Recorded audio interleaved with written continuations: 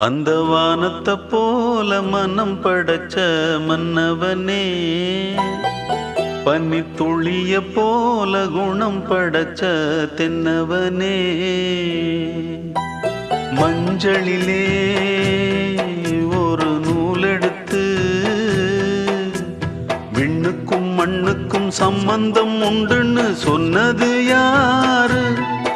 அது மன்னவன் பேரு.